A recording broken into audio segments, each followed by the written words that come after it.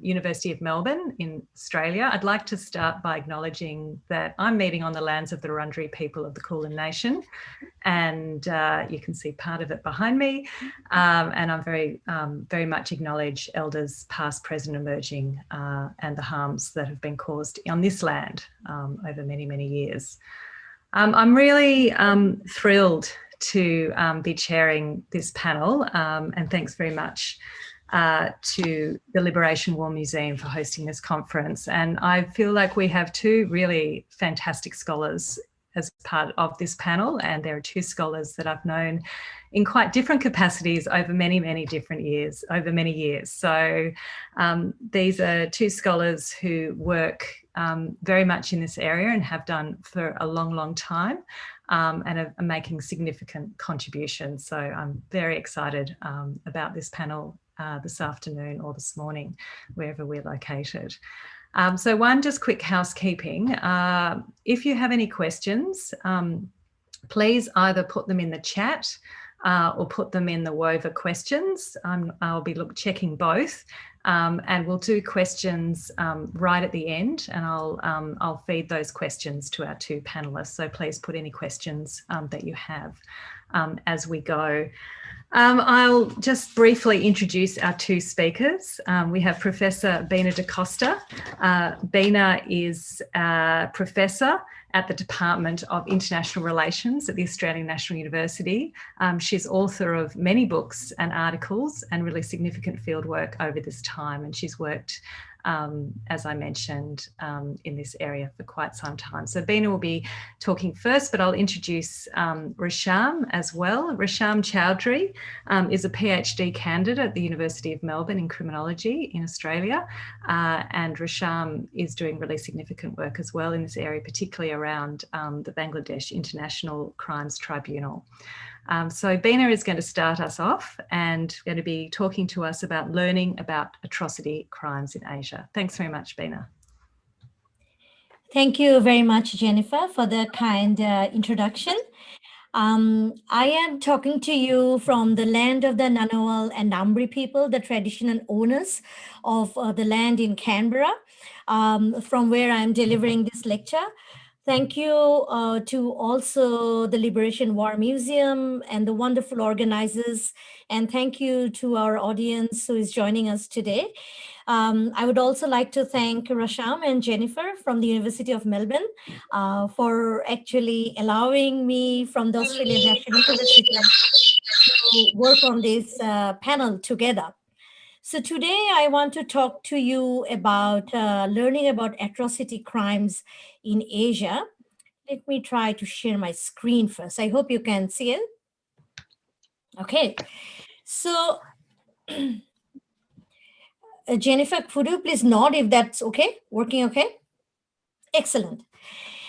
So this is a new project for me. And here you see an image from the genocidal violence that had been committed against the Rohingya, one of the case study contexts where I worked for quite a long time, both in Burma, Myanmar, and also in camps in Bangladesh. So today I am going to skip this particular case study, particularly in the context of the recent coup in Burma, Myanmar, and after which some of the fieldwork had been stalled. But I'll talk to you about the education processes in Southeast Asia and also in South Asia. So it's a general overview that I'd like to share with you.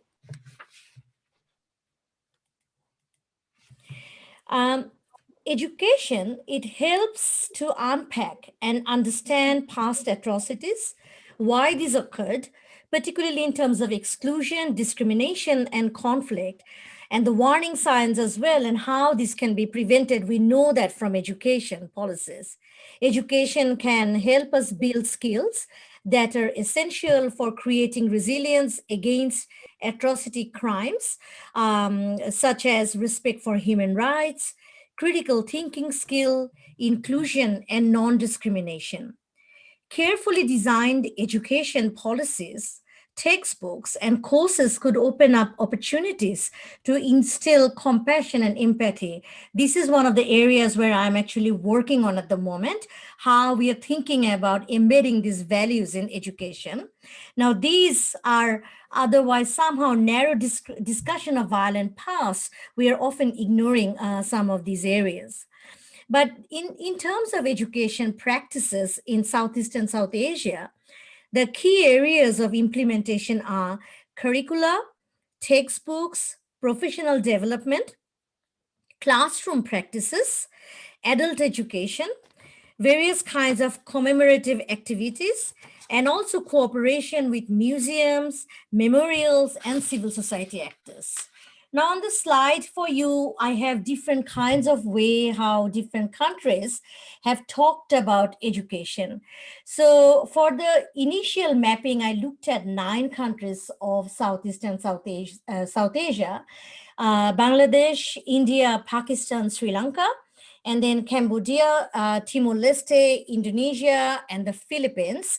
However, from the initial mapping process, the primary fieldwork I've done, meaning through online interviews mainly, and secondary data in 6 countries. So I'm going to talk about these 6 countries today. So these are Bangladesh, Cambodia, Timor-Leste, Sri Lanka, Indonesia, 7 countries, and the Philippines. So I'm going to discuss mainly these, and happy to talk in Q&A if you'd like to have a deep dive in these countries. So there are 4 different ways in education policies we talk about atrocity crimes. And for the audience, you know that atrocity crimes are genocide, crimes against humanity, war crimes. And after the 2005 summit, ethnic cleansing have also been included, extended in that definition of atrocity crimes. So obviously there's lots of international conventions and also the national practices and norms through which countries and societies address some of these issues of atrocity crimes. The poster here is from 1971. This is the 50th year we are commemorating of Bangladesh's liberation, Mukti Juddho. And as you see that many women have also actually participated in that war. And as we know also from feminist analysis, that sometimes women's participation is very much hyper visible as victims, but quite invisible as though in terms of participating as combatants and how they are activists as well in different wars. So some of the actors that I've looked at, so this is based on 48 interviews, and the actors in formal education and informal education processes in atrocity prevention. The first ones are obviously the professionals and practitioners. And here you have the line ministries where we not only education ministries, but in different countries, there are other ministries who are the actors are involved from those ministries to work in the education space. Then there are technical experts, and various times consultants are also hired by national and international agencies to look at countries' policies. Now, in my research, I found that the German Development Agency is one of the key donors in thinking about curriculum, particularly looking at genocide prevention and atrocity crimes in Asia. There are important individuals and networks. Here, obviously, academics like the 3 of us and others who are involved, who are interested in learning and thinking about history and memory projects. There are activists who are capturing some of the everyday narratives and the nuances and the stories from different communities. We have very important diaspora groups. Immediately, Cambodian and Sri Lankan diaspora groups, they come into mind because they have been very active in building those kinds of repository of knowledge outside the countries.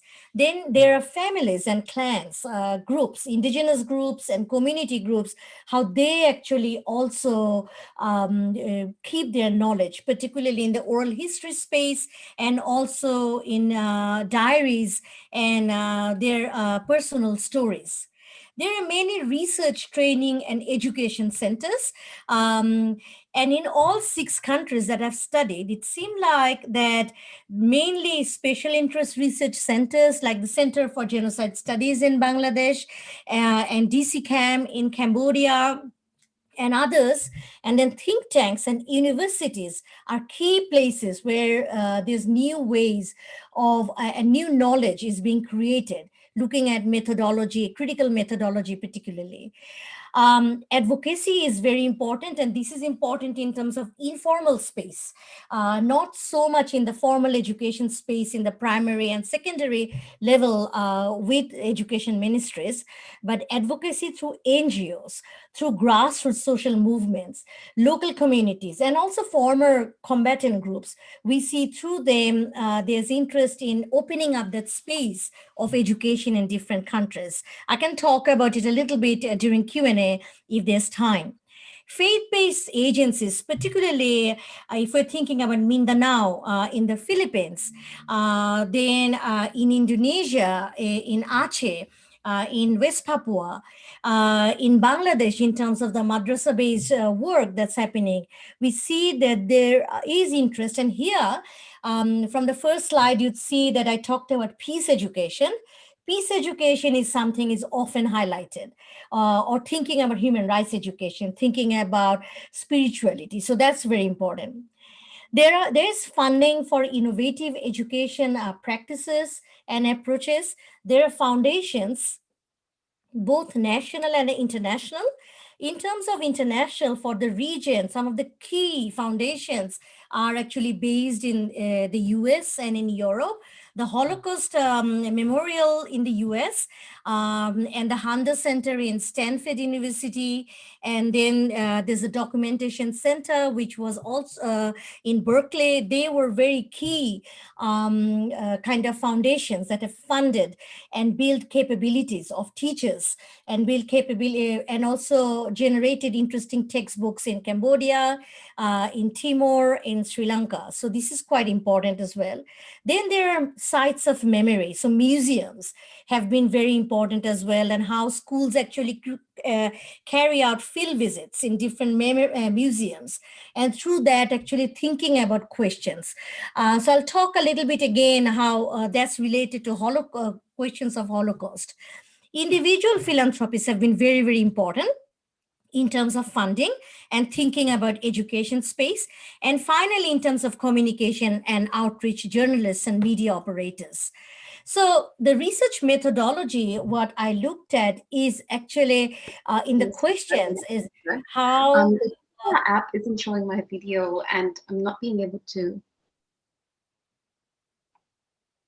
Rasham, we can hear you if you just mute. Yeah. Sorry, Rasham.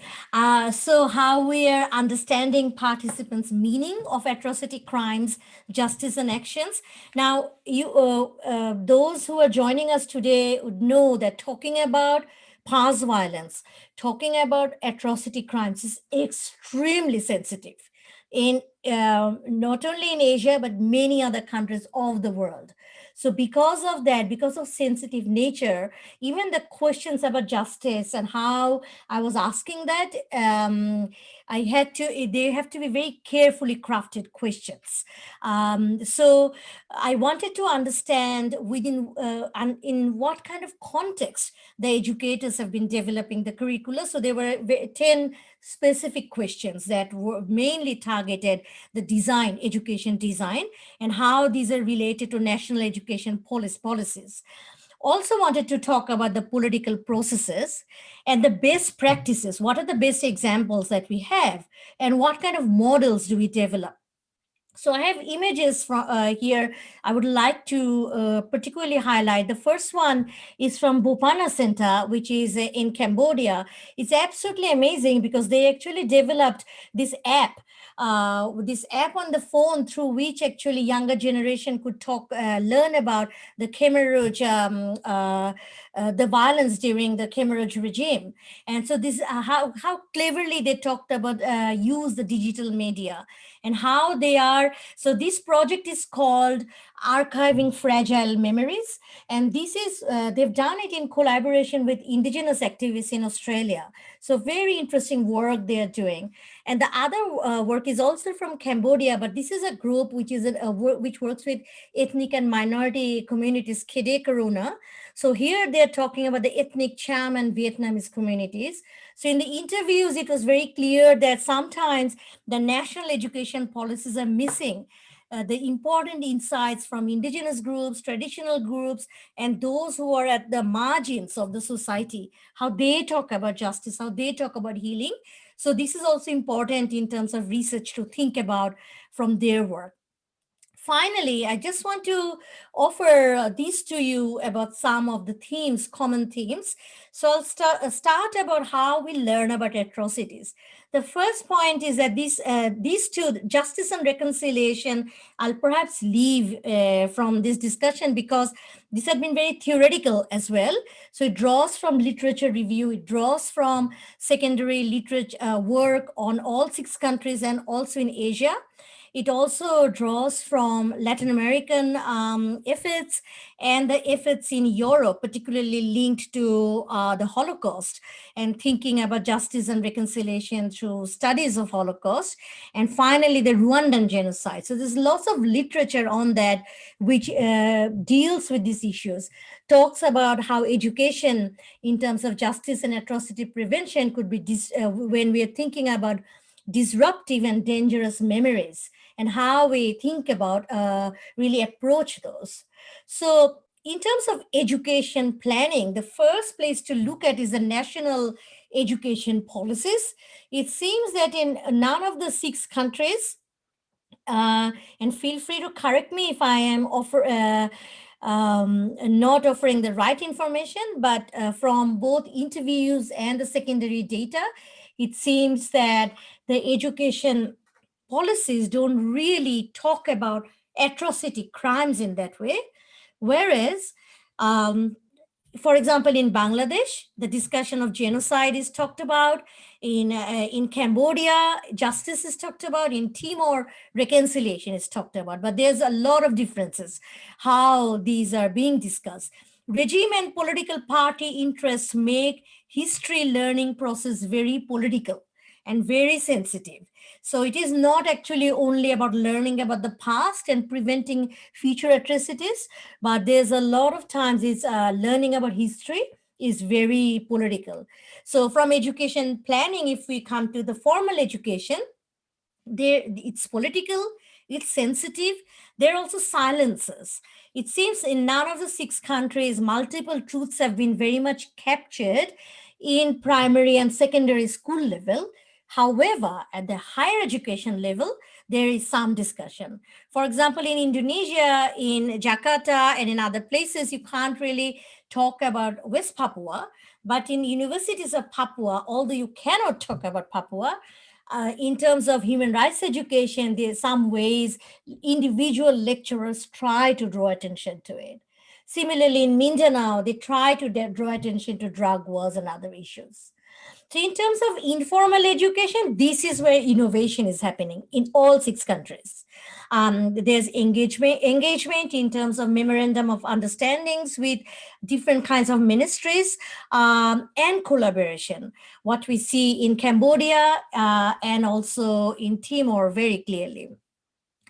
Fact-finding processes are very, very important. And here the first one that I have not really included in that way is actually official mechanisms to seek justice. So ECCC, then CAVR, then the Serious Crimes Unit, and in Bangladesh, ICTBD. So all of these processes have actually generated interest to learn about the past, no matter how problematic and politically sensitive it is. They've created fragmentations, but they have also opened up opportunity points. So this is really important. And in terms of that, digital media and younger generation, their participation, there's a lot of discussions to be had in these spaces. But power struggles is very much key in overall education space, power struggles over history, power struggles over nation building narratives. And finally, I think it's very key, but I haven't really touched upon it here, the sexual and gender-based violence and how different communities talk about it. It seems that there's a lot of questions and concerns there in terms of education. So I will leave it here. Thank you for listening to me. Over to you, Jennifer. Fantastic. Thank you so much, Beena. A fascinating paper. And please, they've already got one question in the chat, so in the Q&A, so please put those in and we'll come to those at the end. But, really, really fascinating work, huge study. So, thank you so much for sharing that. And I think we're going to have a lot to talk about at the end. So my pleasure now to introduce, well, not introduce because I've introduced you already, Resham, but really to say thank you for presenting your paper titled Overcoming Methodological Barriers in Analysing the Public Perceptions of the International Crimes Tribunal of Bangladesh. So thanks so much, Resham. Over to you. Thank you. Thank you very much, Jennifer. Apologies, everyone. I was having some I'm still having some issues with IT. Good afternoon from Melbourne. Can you see everything, Jennifer, at the moment? Yeah, okay, awesome. So good afternoon from Melbourne, and thank you very much for including me in this panel. I am a PhD student in criminology undertaking research exploring public perceptions of the International Crimes Tribunal in Bangladesh. The core focus of the presentation today surrounds the methodological aspects of my study.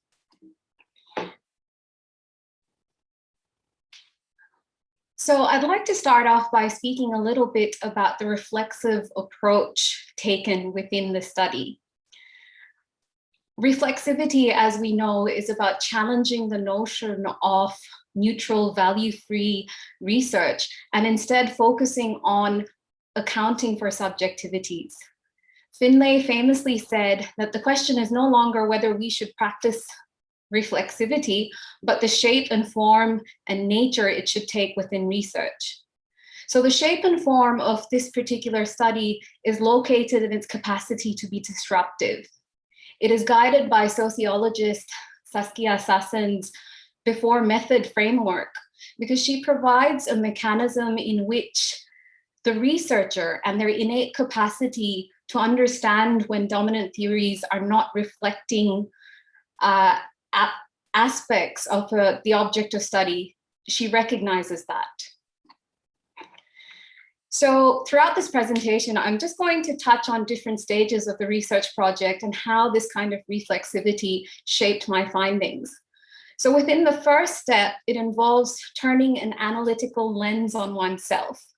To this end, I will be providing an analysis of my biography and social location in the context of the development of my study. I don't know if any of you have ever tried doing this, but asking questions of who am I, what am I doing, has the tendency to push you into the edges of an existential crisis.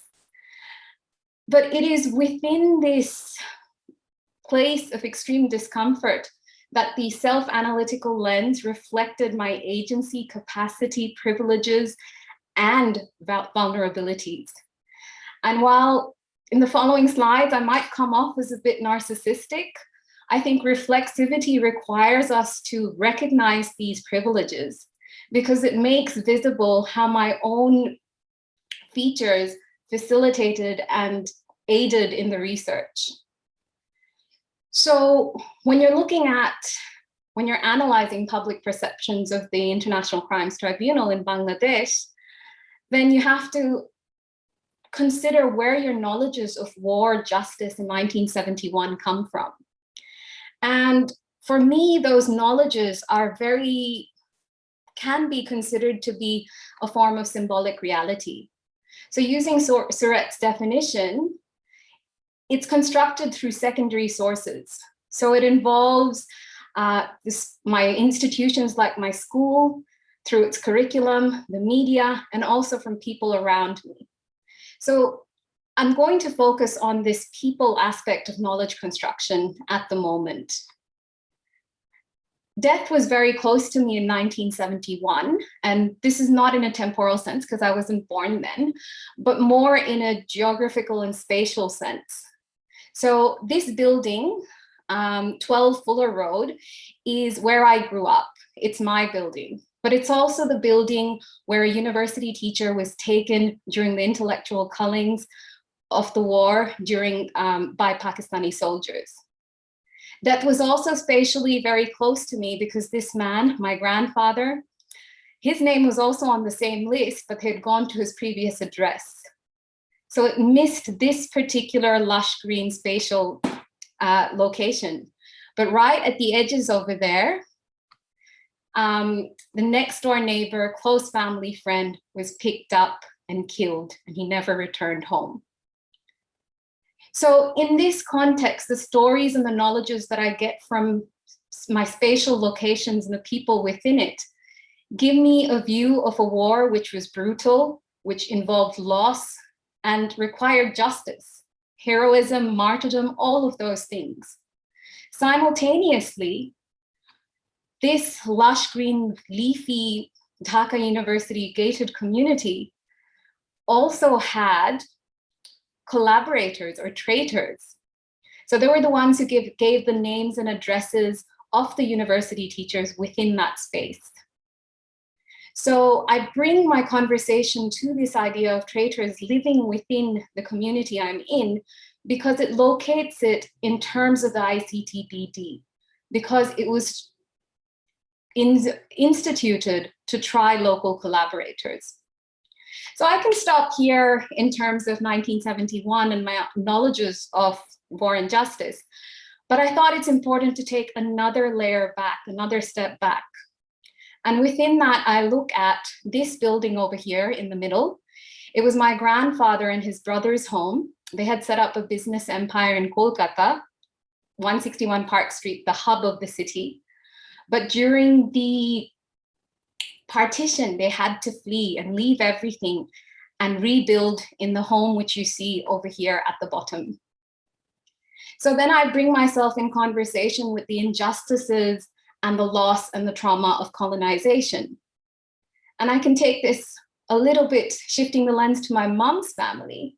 I grew up learning stories about her uncle fighting in World War II, leading the East Bengal Regiment. And he came back. But with injuries, physical, I'm sure emotional. And while he was on the battlefields, they gave him morphine. So it really impacted his life, his civilian life. So here I have more knowledges of trauma, of soldiers, of PTSD, and a whole range of things, which then seep into the research project that I'm doing. I locate myself in the local sphere, both in the past and the present. And I move on now to talk about my worldviews and values. And I won't spend too much time on it, but I was really thinking, what captures my worldviews? And I thought the fact that our family dog was called Thatcher captures it. And this was not something uncommon, because in Dhaka, I have seen lots of dogs called Bush and Blair, and they were all family, they were loved dogs, but there was something about symbolically denunciating world leaders through naming of dogs that tells you where I sit within the world, in the present. And simultaneously, the worldviews also are shaped by my parents, who are university professors and have a deep belief in human rights. And their work on refugees and migration directly shaped what I believe. And this is continued on into my schooling, which again is an extension of the colonized education project in a private school in Bangladesh, whose year 10 and year 12 exams were run by the University of London.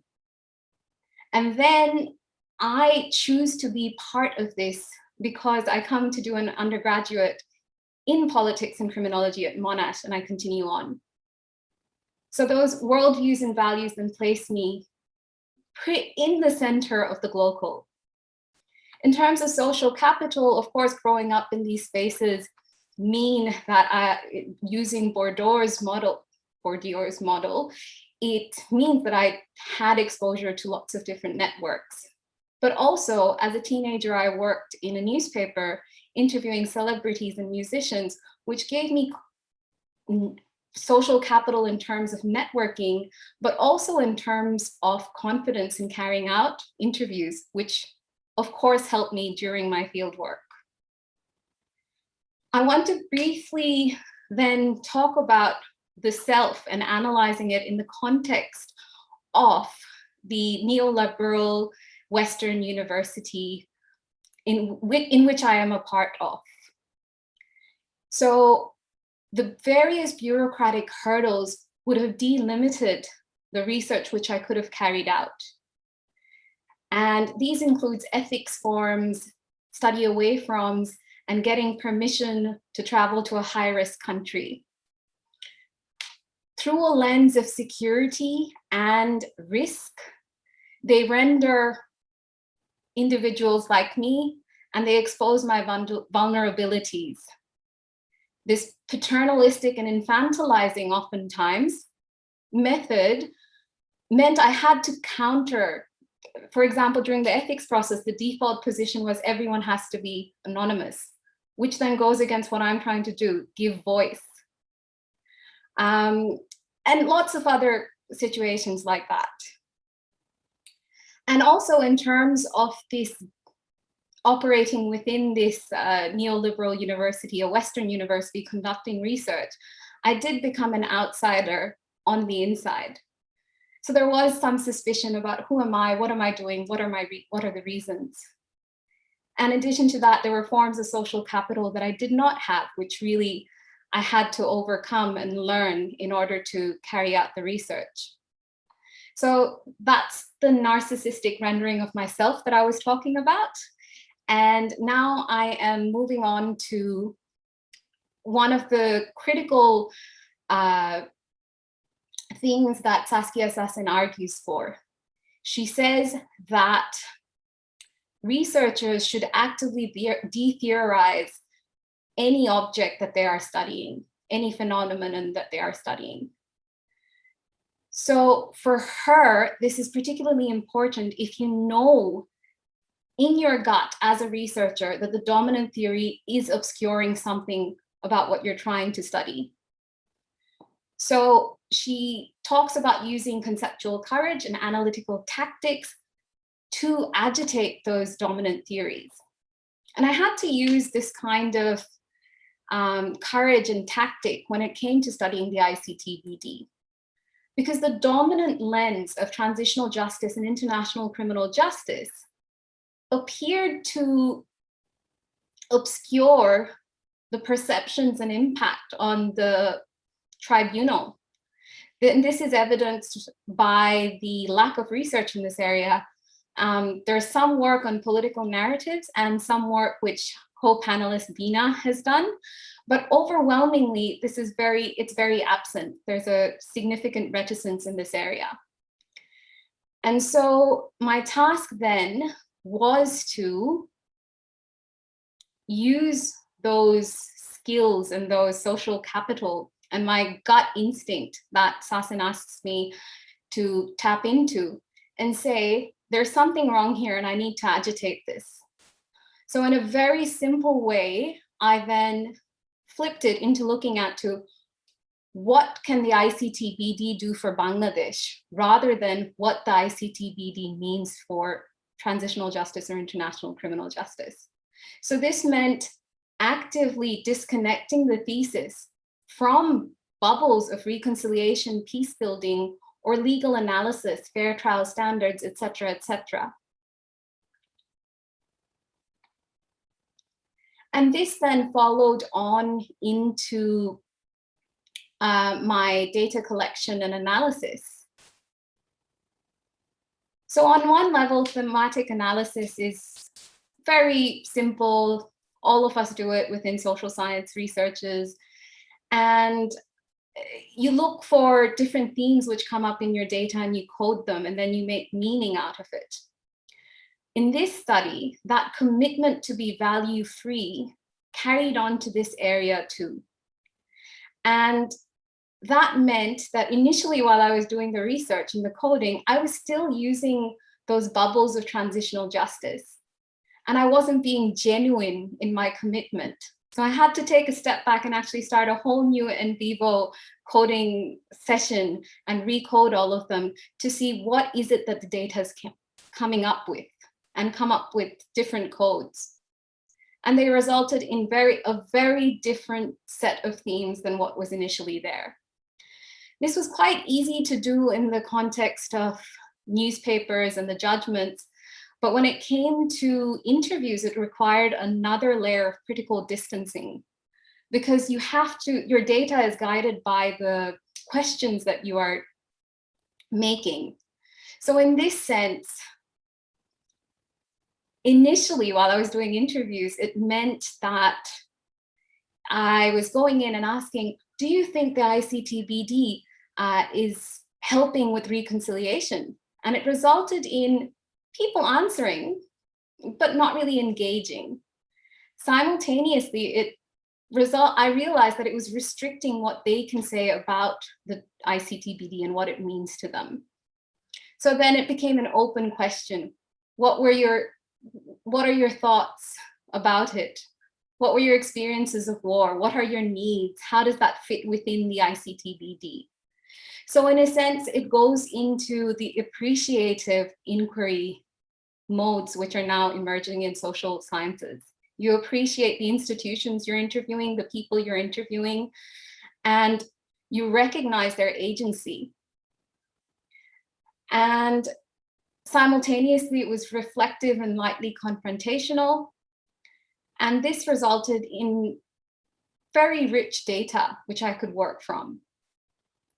The last step in Saskia Sassen's method involves reconstituting those categories which you agitated, coming up with ways of seeing where do they sit within that conceptual tension.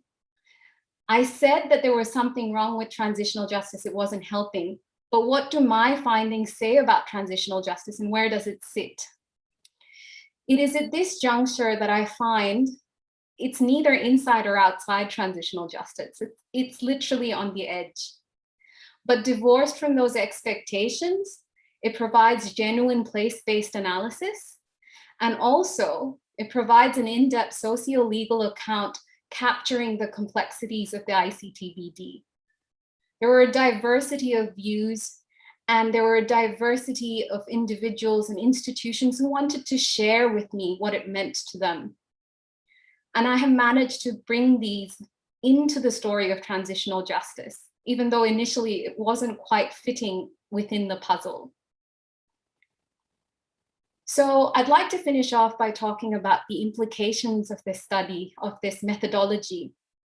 On a practical level, it made visible my privileges and how they aided the study and the research and the findings.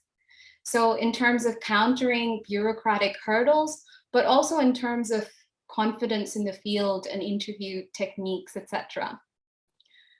At a theoretical and epistemological level, it provided the conceptual courage to agitate dominant means.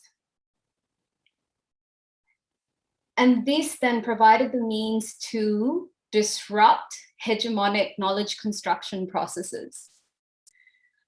I am currently in the process of writing my methodology chapter. So if you have any comments or feedback about this and my findings and where it sits, I would be extremely grateful for it. Thank you very much, everyone. Oh, thank you, Sham, for a fabulous paper. Really a lot of food for us to think, lot to think about, absolutely. I might just start with a comment before we go to questions. There's one up, but if anyone else has any other questions, please do put them in the chat. I was really interested about how both of you seem to be thinking about new ways of looking at old material, old issues. And so, like Bina, you were talking about kind of looking at the way in which education curricula in post-conflict societies are framed and the terminology they use. And it's not actually the terminology we might have expected. And it seemed that there were very good reasons for, focuses on reconciliation or focuses on kind of using other terminology, not atrocity crimes, which might be the dominant international construction of that. And Resham, you were very focused on, thinking through not what transitional justice thinks about the International Tribunal in Bangladesh, but actually what the tribunal means for different groups in Bangladesh, which again is a very new way of thinking about it, not trying to fit it into these dominant kind of tropes of reconciliation, peace building, justice, but what it means. So I was just wondering, whether for both of you, whether that was kind of a conscious decision when you started. Was this a surprising finding? Has this changed how you do your research and how you think about what you do in researching atrocities and justice?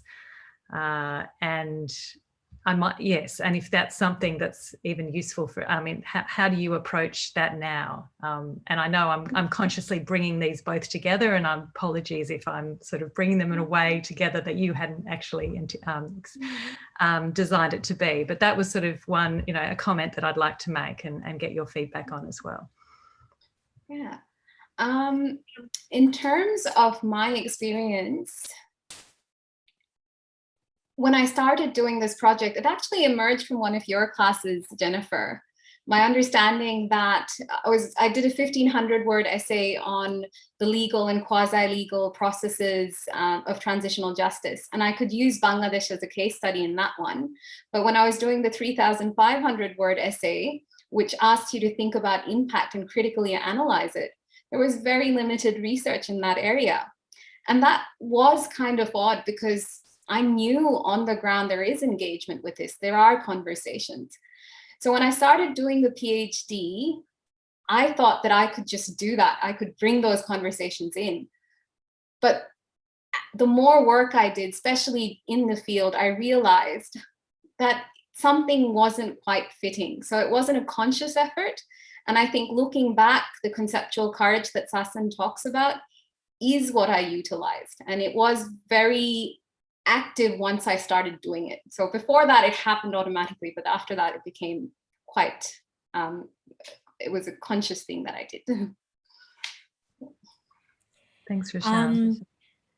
Thanks, Resham. By the way, I really enjoyed your paper. Thank you for talking about it, and thank you for your courage to really connect the personal stories and placing yourself through theoretically and methodologically. It's just wonderful work. I look forward to reading it more. And that brings me to Jennifer, your first question, and then I'll talk about the question, what's on chat. Then methodologically, where I started and where I ended. It's a process still actually almost, I think I'm in the second step of this process and this project, working for over 2 decades on in the area of war crimes and justice, particularly in the context of Bangladesh, war crimes stories and nation building. What I've seen is that what exactly Resham actually articulated, that personal and political, how we think about those nuances and how we bring our personal experiences analytically in the work. But in 2017, I served for 6 months in the Rohingya emergency as a UN staff member. And when I was working in that emergency, I saw both in Sitwe, in the Rakhine state, and also then later on in the camps in Bangladesh, that education had been the site of contestation. that what textbooks they could use, the Rohingya children, and in terms of adult education, what language that could be used in. And it was, the organization I was working with was UNICEF, which works in service delivery and was trying to depoliticize the education. And the more and more it's trying, the more and more with the governments of both countries and internationally, it was very clear that it was not possible even to talk about, day-to-day discussion, then this whole bigger issue of atrocities. So connecting to that query was always there.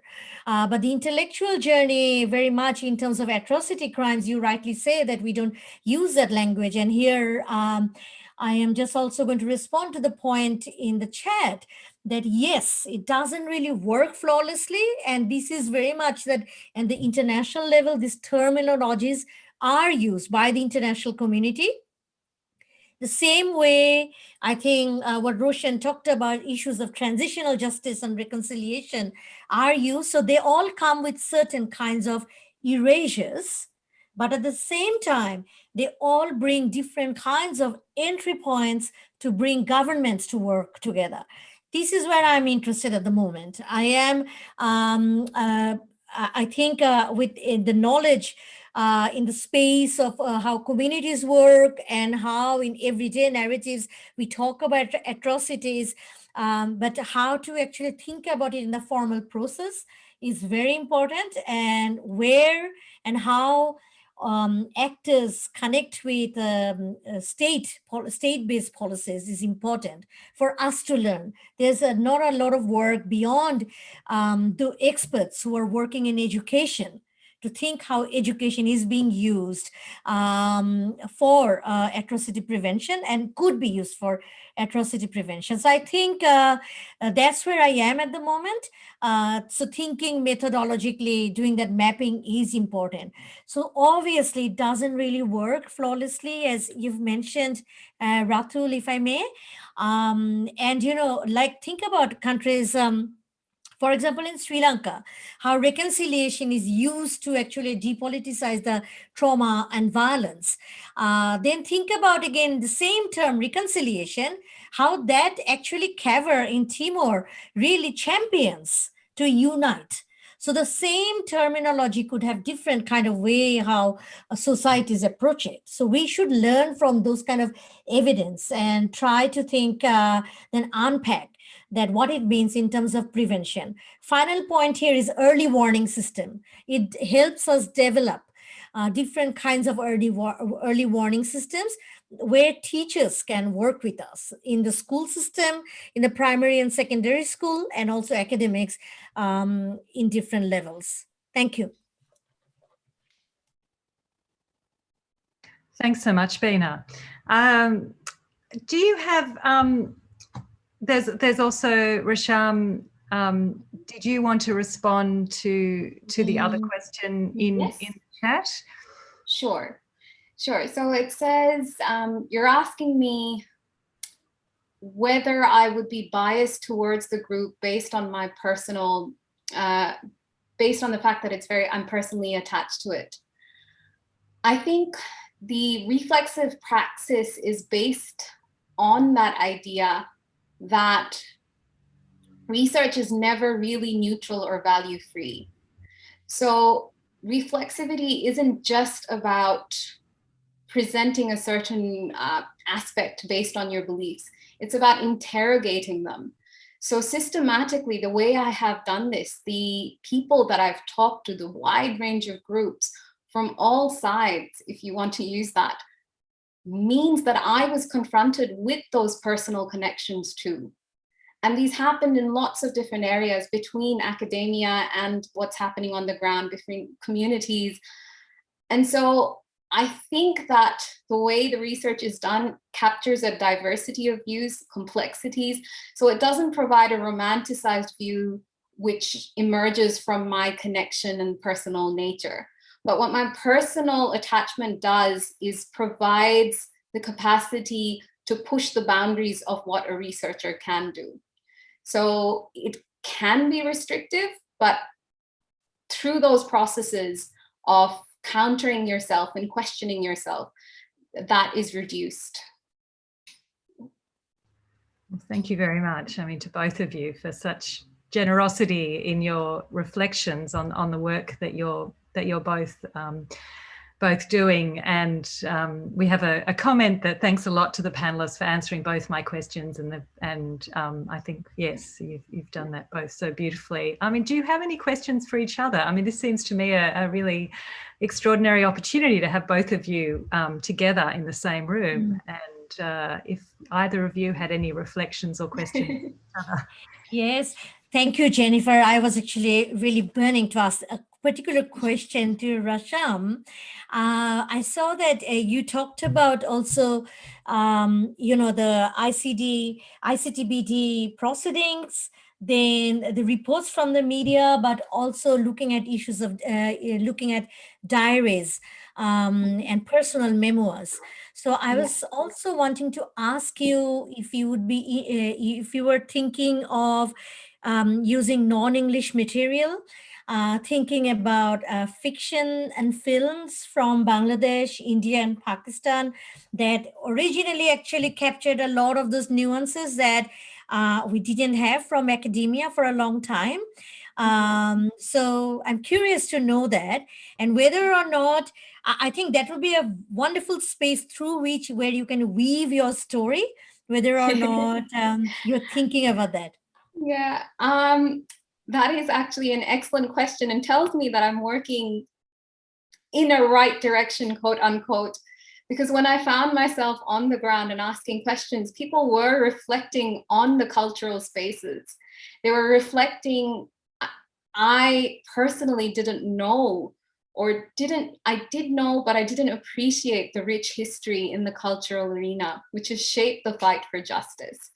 So the connections between music, even in the sphere of victims telling me that after the ICTBD, I have a space to talk about what happened to me. And just simple stories like that. There are forums, there are TV interviews where they're inviting you to talk more. And simultaneously, I had a woman, a person widowed during 1971, who talked about her whole life passing. Her husband died, she remarried, she reestablished herself. So it was in the past. But with these conversations and renewed focus in media, she said, I could have genuine conversations about my trauma. I didn't have to hide the fact that I loved my first husband, and I also loved my second husband. And there were such rich stories that came through. And these spaces really got reflected within my research, whether it's funding for movies or documentaries, not even emerging in Bangladesh, but coming from America, which look at activism during the war or changing narratives of stories. A lot is happening. And I think those are the spaces where the impact of the ICTBD especially is hidden within the scholarly research that's happening at the moment. Yeah. Thanks, Rasham. Yes, thank you both.